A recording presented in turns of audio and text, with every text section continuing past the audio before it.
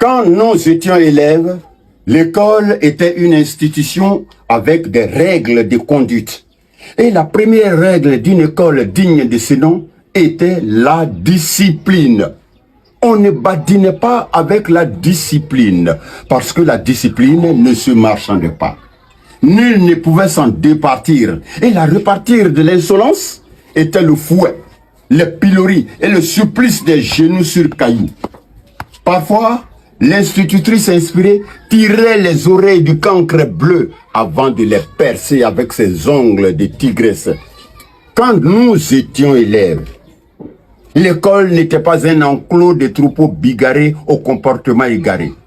Il n'y avait pas de syndrome de Nagari. Bien sûr, les nullards et les tochards étaient renvoyés sans brassard. Les impolis et autres colis encombrants étaient traités comme des déchets toxiques. Ils étaient vite éjectés du système, comme on éjecte le pus de la gangrène, comme on éjecte le verre du fruit.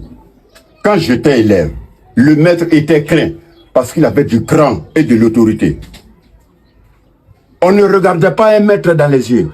On ne ripostait pas au coup du maître, aussi cruel fut-il, parce que l'apprentissage passait par la douleur, et la douleur ne faisait pas mal aux droits de l'homme. Elle était la sanction de l'échec. Quand nous étions élèves, nous lavions à tour de rôle les toilettes nauséabondes.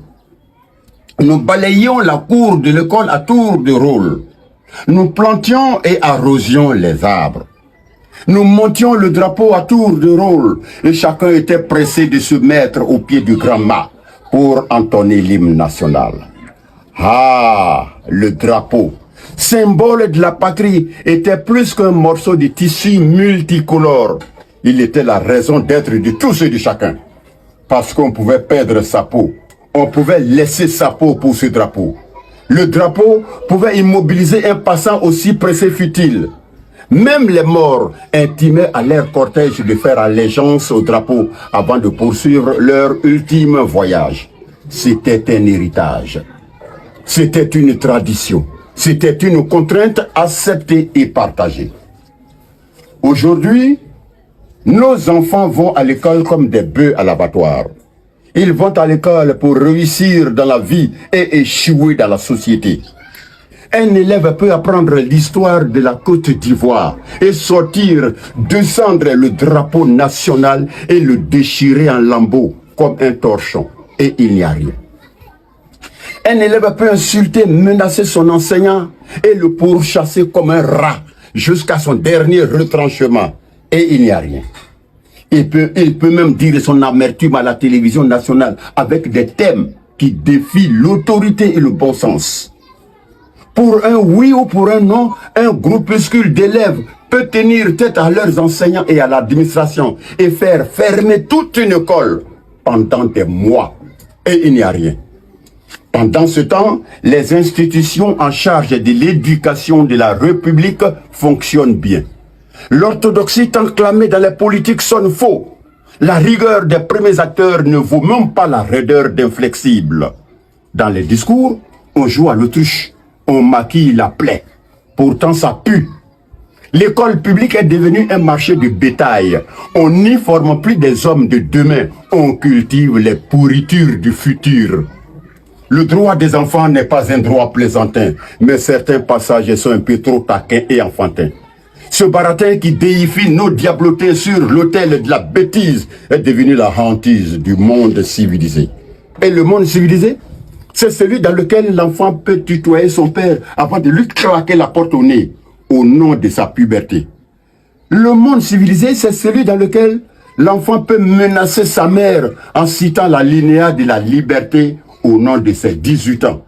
Mais gare à mon fils. Aujourd'hui, l'école est devenue un bazar de tard. Notre retard est en fermentation à l'école. Les prémices de nos échecs futurs sont à l'école. Nos enfants sont devenus des enfants de cœur de paroisse politique et politicienne. Un élève peut donner un ultimatum à son enseignant et marcher sur les pieds du conseil de discipline. À qui la faute? La faute nous incombe tous. La faute est à la démocratie et à tous ces concepts qui font de l'enfant un bien doté de droits maladroits. La faute est à l'enseignant qui donne le cours en faisant la cour à la coquine morveuse de la première table. La faute est au professeur qui trinque à la table de la lanterne rouge de la classe et est prêt à sacrifier 5 points. Oui, 5 points pour labourer le bas-fond de la puchelle en dentelle. La faute est aux parents insouciants qui n'ont aucun plan pour leurs enfants. La faute est aux dirigeants qui manquent de fermeté pour valider leur autorité. Notre école est une vaste cour de récréation.